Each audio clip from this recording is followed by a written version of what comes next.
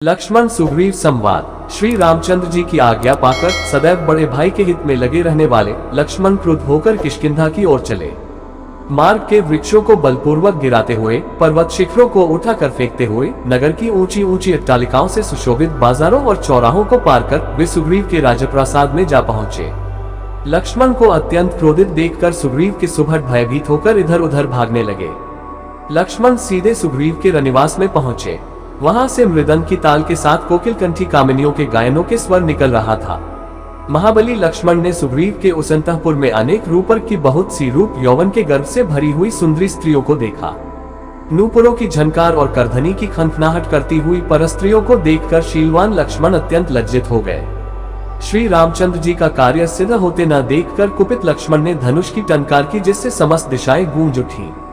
उस समय सुग्रीव के कक्ष में इंद्र की अप्सराओं को भी ले जाने वाली नृत्यांगनाएं नूपुरों और मेखलाओं की झनकार के साथ नृत्य कर रही थीं और सुग्रीव मद्यपान से अचेत अर्धनि मिलित नेत्रों से यह सब देख रहा था। धनुष के टंकार की ध्वनि को सुनते ही नृत्य करने वाली रमणिया भयभीत होकर एक ओर खड़ी हो गई। भय से सुग्रीव का मुख पीला पड़ गया।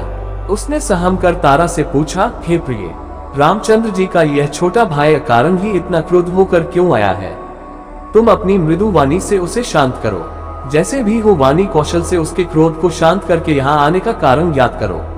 पति की आज्ञा का पालन करती हुई मुस्कुराती तारा लक्ष्मण के पास पहुंची। अपने सम्मुख सुंदर युवती को पाकर ब्रह्मचारी लक्ष्मण ने अपने क्रोध को नियंत्रित किया और अपनी दृष्टि झुका ली। लक्ष्मण को दृष्टि झुकाए देख तारा का भय कुछ कम हुआ। तारा मृदु वाणी में बोली, हे रघुकुल श्रेष्ठ, आपके इस क्रोध का क्या कारण है? क्या हमसे कोई अपराध हुआ है? यदि आपके दास सुग्रीव से कोई अपराध हुआ भी है तो भी आप जैसे उदार एवं क्षमाशील महापुरुष को उसे क्षमा प्रदान करनी चाहिए। वे आपके सेवक हैं, कृतघ्न नहीं हैं, और न ही वे कपटी एवं मिथ्यावादी हैं। आपके उपकार को वे सदा स्मरण करते रहते हैं और आप दोनों भाइयों का ही गुणगान करते रहते हैं। श्री रामचंद्र की कृपा से ही उन्होंने अपने राज्य को, रुमा को और मुझे प्राप्त किया है। भारी दैख के बाद सुख मिलने के कारण उनसे कुछ भूल हो गई है और वे आपके दर्शन न कर सके। आप तो जानते ही हैं कि विश्वामित्र जैसे महामुनि भी घृताची नामक अप्सरा पर मुग्ध होकर 10 वर्ष तक उसके साथ रमन करते रहे थे। फिर सुग्रीव तो एक साधारण व्यक्ति है।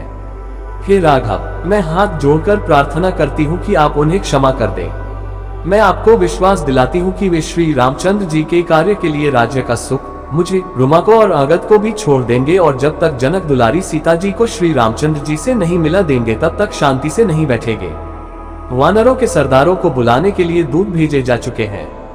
आज ही वे सब लोग आने वाले हैं। उन सब को लेकर वे आज ही सीतापति के पास जाएंगे। आप क्रोध त्याग कर मेरी बात पर विश्वास करें। मैं कभी मिथ्या भाषण नहीं करती। तारा के वाक्यों से शांत होकर लक्ष्मण सुग्रीव के पास पहुंचे। लक्ष्मण के पहुंचते ही सुग्रीव अपने आसन से उठकर खड़ा हो गया। उसके एक ओर रुमा और दूसरी ओर तारा थी। लक्ष्मण ने क्रुद्ध होकर कहा, हे वानरराज, संसार जितेंद्रिय, दयालु और कृतज्ञ राजा का ही सम्मान करता है। जो किसी मनुष्य को सहायता देने का वचन देकर भी उसकी सहायता नहीं करता, उसे आत्महत्या जैसा महापाप लगता है। शास्त्रों में गौघाती, चोर और अपना व्रत भंग करने वाले के लिए तो प्रायश्चित का प्रावधान है, परंतु कृतघ्नता के पाप का कोई प्रायश्चित नहीं बताया गया है। उसे तो अनंत काल तक नरक की यातनाएं भोगनी पड़ती है। रामचंद्र जी ने तुम्हारे साथ जो उपकार किया है उसे भुला देना तुम्हारे लिए उचित नहीं है। इसलिए सुग्रीव, अब तुम्हें उस वचन का पालन करना चाहिए जो तुमने उन्हें दिया है। लक्ष्मण की बात सुनकर सुग्रीव अत्यंत नम्रता के साथ बोला, हे रघुकुल तिलक, श्री रामचंद्र जी की दया से ही मैंने अपना खोया हुआ राज्य फिर से पाया है, इसलिए उनके इस महान उपकार को मैं जीवन भर नहीं भूल सकता। मैं जानता हूँ वे अपने अपूर्व पराक्रम से सीता को चुराने वाले राक्षस को एक क्षण में नष्ट कर सकते हैं। केवल मेरा मान बढ़ाने के लिए वे मुझसे सहायता मांग रहे हैं।